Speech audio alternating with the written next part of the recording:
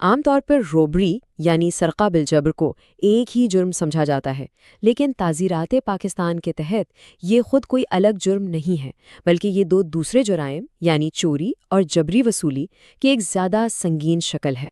تو سرقہ بالجبر کا آغاز ہوتا ہے یا تو چوری سے یا پھر جبری وصولی سے، لیکن جب کچھ خاص سنگین حالات اس میں شامل ہو جاتے ہیں تو یہ عام جرائم ایک بڑے اور شدید جرم کی شکل اختیار کر لیتے ہیں۔ تعزیرات پاکستان کا سیکشن 390 اسی فرق کو واضح کرتا ہے۔ اگر چوری کے عمل میں تشدد کا عنصر شامل ہو جائے یا جبری وصولی کے دوران فوری نقصان پہنچانے کی دھمکی دی جائے تو قانون کی نظر میں یہ عمل سرقہ بالجبر یعنی رابری کہلاتا ہے۔ تو قانون کے مطابق 4 ایسے اعمال ہیں جو ایک عام چوری کو رابری بنا دیتے ہیں۔ وہ اعمال یہ ہیں: موت واقع کرنا، کسی کو زخمی کرنا، حبس بیجا یعنی کسی کو ناحق قید کرنا، یا پھر ان میں سے کسی بھی عمل کا فوری خوف دلانا۔ اس مثال سے یہ بات بالکل صاف ہو جاتی ہے کہ چوری کے دوران کسی شخص کو ناحق روکنا یعنی حبس بیجا اپنے آپ میں ایک پرتشدد عمل ہے، اور یہی ایک عنصر اس چوری کو سرقہ بالجبر کے جرم میں بدل دیتا ہے۔ جبری وصولی کو رابری میں تبدیل ہونے کے لیے 2 شرطیں لازمی ہیں۔ پہلی کہ خطرہ فوری ہو یعنی اسی وقت نقصان کا ڈر ہو، اور دوسری کہ مجرم خود متاثرہ شخص کے سامنے موجود ہو۔ اگر دھمکی مستقبل کی ہے یا مجرم موقع پر نہیں ہے تو یہ رابری نہیں کہلائے گی۔ اس منظرنامے میں پستول کا دکھایا جانا اور اسی وقت پرس کا مطالبہ کرنا، یہی وہ 2 چیزیں ہیں جو اس جبری وصولی کو سیدھا سرقہ بالجبر کے زمرے میں لے آتی ہیں، کیونکہ نقصان کا خوف فوری اور حقیقی ہے۔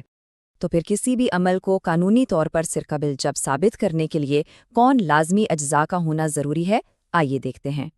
کسی بھی کیس کو رابری ثابت کرنے کے لیے یہ 5 قانونی ٹیسٹ پورے ہونے چاہئیں۔ اول، جرم کی بنیاد چوری یا جبری وصولی ہو۔ دوم، اس میں تشدد یا فوری تشدد کی دھمکی کا استعمال ہو۔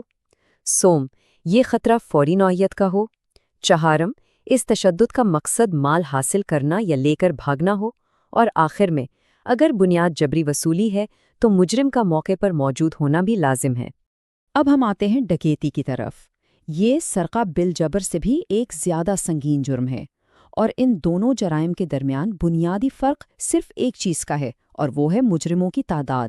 ڈکیتی کی سب سے واضح اور قانونی شرط یہی ہے کہ اس میں 5 یا اس سے زیادہ لوگ ملوث ہوں۔ یہی وہ لکیر ہے جو ایک ہی جیسے عمل کو سرقہ بالجبر یا ڈکیتی میں تقسیم کرتی ہے۔ سیکشن 391 کے مطابق مشترکہ طور پر کا لفظ یہاں بہت اہم ہے۔ اس کا مطلب یہ ہے کہ تمام افراد ایک ہی مجرمانہ نیت کے ساتھ مل کر ایک ٹیم کے طور پر کام کر رہے ہوں۔ ڈکیتی کے قانونی عناصر بھی سرقہ بالجبر کی بنیاد پر ہی قائم ہیں، لیکن ان میں ایک اجتماعی عمل کی کچھ اضافی شرائط بھی شامل ہو جاتی ہیں۔ تو ڈکیتی ثابت کرنے کے لیے ضروری ہے کہ جرم کی بنیاد رابری یا اس کی کوشش ہو، مجرموں کی تعداد کم از کم 5 ہوں، ان سب کا ارادہ مشترک ہو یعنی کامن انٹینٹ ہو، اور وہ سب اس جرم کو انجام دینے میں ایک دوسرے کی مدد کر رہے ہوں۔ اب ان جرائم کی سنگینی کا اصل اندازہ ان کے لیے مقرر کی گئی سزاؤں سے ہوتا ہے۔ آئیے دیکھتے ہیں کہ قانون ان جرائم کو کس نظر سے دیکھتا ہے۔ یہاں سزاؤں میں فرق بہت واضح ہے۔ سیکشن 392 کے تحت رابری کی سزا زیادہ سے زیادہ 10 سال قید ہے، لیکن سیکشن 395 کے تحت ڈکیتی کی سزا عمر قید تک جا سکتی ہے۔ معاملہ اس سے بھی زیادہ سنگین ہو جاتا ہے سیکشن 396 کے تحت، جس کے مطابق اگر ڈکیتی کے دوران گروہ کا کوئی ایک رکن بھی قتل کر دے تو سزا پورے گروہ کو ہوگی، جو سزائے موت یا عمر قید ہو سکتی ہے۔